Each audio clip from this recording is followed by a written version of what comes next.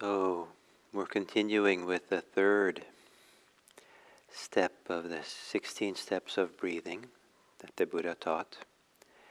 And these 16 steps are divided into what's called tetrads, groups of four. And so there's four of them to this first tetrad. And we're now in the third one. And this one says that one trains oneself to experience the whole body, breathing in, and while breathing out, experiencing the whole body. And one of the ways to interpret this is to, in fact, have a global awareness of the body. And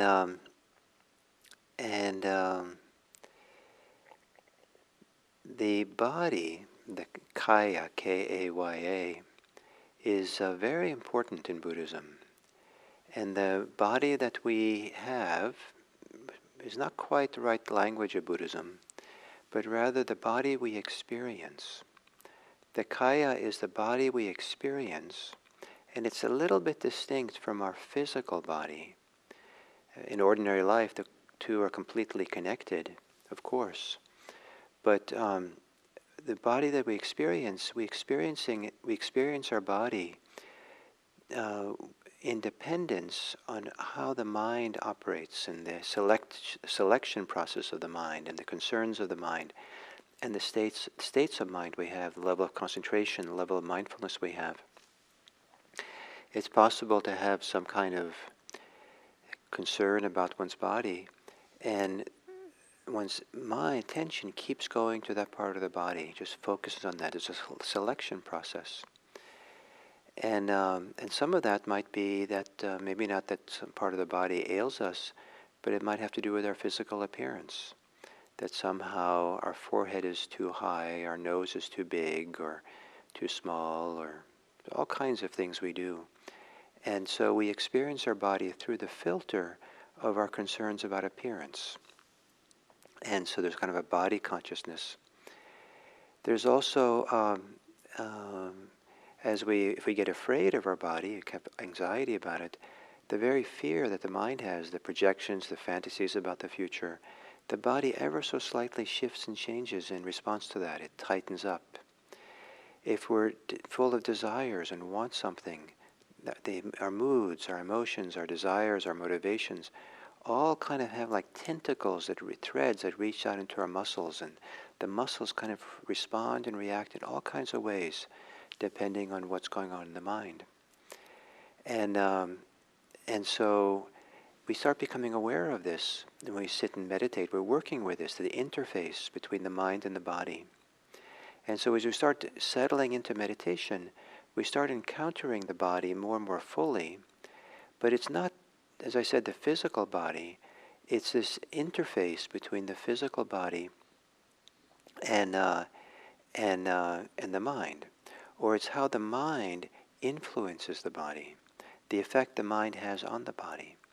So if I used to have very high shoulders when I was quite young, I had anxiety and fear, and so I held it in my shoulders, and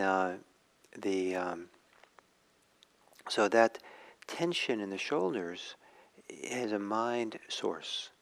The fear in the mind and the heart impacts the body. And as I sat and meditated, I became acutely aware of these shoulders of mine. And there were times I would sit in meditation with a lot of pain in my shoulders, not because anything was wrong, but because I was encountering the chronic tension there, and it was beginning to work itself out and relax and let go, and it took a while to do that. Same thing with my belly. I held my belly in for a long time, and tight and contracted, and slowly, and that was kind of born from what was going on in my mind, my emotional life, my inner life. And as I started feeling more trust, more ease in life, that belly started to relax. Or as I started to relax the belly, that affected my mind. My mind started to relax more as well. So this interface between the two. And so what we're encountering in meditation is the mind impact on the body. And And that's kind of a little bit what's being worked and why it's so interesting and so fascinating, so deepening to begin including the body in meditation. Because while initially it might just feel like we're just encountering the physical body and physical pain and all that, really we're also encountering this this meeting place of mind and body. And then fascinatingly, one of the ways the Buddha refers to this body of ours, another word that he uses is the word loka, L-O-K-A. And this word is a common word for, in Pali, in the Buddhist language, also used for the world. The world is loka. Kama loka is K-A-M-A-L-O-K-A, is the sensory world in which we live in. But loka also means, the Buddha referred to used the word loka to refer to this phantom long body, this psychophysical body that we have. And he said that you can experience everything. He kind of said that the experience of liberation, the experience of practice, is all occurring within this loka, this physical loka here, within this body loka. And the fact that the same word is used for world and for our body also points to this interface between the world around us and our physical body, just as there's an interface between the mind and the body. And so there's a kind of interrelatedness there as well. And so if we really learn to sit in the body, it puts us in this wonderful bridge to the mind and to the world around us. And exactly what the relationship between this physical world of ours and the world around us, that's, maybe best to be discovered. But certainly the physical body picks up a lot that goes on in the world. And then we learn to be present for it in mindfulness. So you find a lot of emphasis in mindfulness of the body in Buddhism and becoming embodied. It's the body is not a physical lump of stuff. It's intimately connected to the depths of who we are and how we live our lives, and it can open to that depth as well. And it's a fantastic partner for us on the path to liberation, freedom from suffering. That the body is really a way to, the more we tune in, become attuned and tuned into our body, the more we pick up the subtlety. And subtlety doesn't mean inconsequential, but some of the deepest stuff, the subtle stuff, that is easier access through the body than only through the mind. And one way we see this importance of the body is here in this first tetrad, with the third exercise being breathing in, experiencing the whole body, breathing out, experiencing the whole body. And we'll see when we get to the fourth one that also includes the body. And this first tetrad, the first 4 steps, are all appear in the 3 major teachings the Buddha gave on mindfulness. There's the 4 foundations of mindfulness. There's the discourse on breathing mindfully in and out, the Anapanasati Sutta. And then there's one that's called a discourse on mindfulness directed to the body. And these contain the most complete instructions the Buddha gave on mindfulness of the body, mindfulness. And all of them begin with this first tetrad of where the third and fourth part of it has to do with the body. So this is a big plug for the value of staying with the body.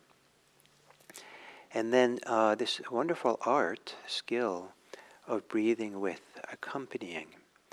And one of the skills that they have in hospice when people are dying, they sometimes teach, is when a person's dying, and maybe you can't communicate too much with them, is to breathe with them. Tune into their rhythm of breathing and breathe with them.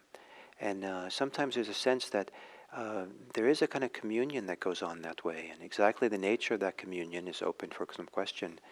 But it can be quite a profound thing to be breathing with someone, accompanying someone in their breathing. But it's also a very profound thing to accompany ourselves with our breathing. And it's very valuable to use our breathing to accompany ourselves in other ways as well. And so to breathe with our body, to breathe with the whole body, to breathe with the challenges of our body. And there's physical pain. I've done that many times, kind of stay with my breathing, but also have a careful attention to the place where there's pain in my body. And by doing so, I'm both doing the important work of mindfulness of the pain, of the discomfort. I'm not denying it or resisting it or pushing away from it. And I'm also not getting stuck or frozen around it or reactive to it as easily, because the rhythm, the massage of breathing in and breathing out keeps the mind more fluid, more relaxed. It keeps it from tightening up, getting stuck. And so this art of breathing with experience. And sometimes I have the sense, partly maybe imagination, that I'm breathing through different parts of my body. And that's kind of quite nice for me, that imagination. But sometimes just breathing with. And so you might try this, to breathe with your life, to breathe with the different things going on. As you go about activities in daily life, maybe some simple ones that are not that complicated. See what happens if you breathe with the activity. So you're really aware of your breathing as you're doing whatever the activity you do. One of the fascinating places to do this is if you're on the computer. And to really track your breathing as you're on the computer. And maybe sit and meditate for 2 minutes before you start using your computer. Tune into your breath, have a relaxed breath, and then stay with that relaxed breath. Stay attuned to your breathing as you're with your computer. And see if you can keep it accompanying the computer work with mindfulness of breathing. And probably if you do that, you'll start learning all kinds of things about yourself. All kinds of ways in which you hold your breath or speed up your breath. And you'll see this interface. You'll begin understanding how much this mindfulness of breathing and accompanying our life with breathing can inform us and teach us about life. And maybe more importantly, it can help us stay more relaxed, at ease, not caught up in things. So mindfulness of breathing. Breathing in, experiencing the whole body. Breathing out, experiencing the whole body. Great. Thank you very much.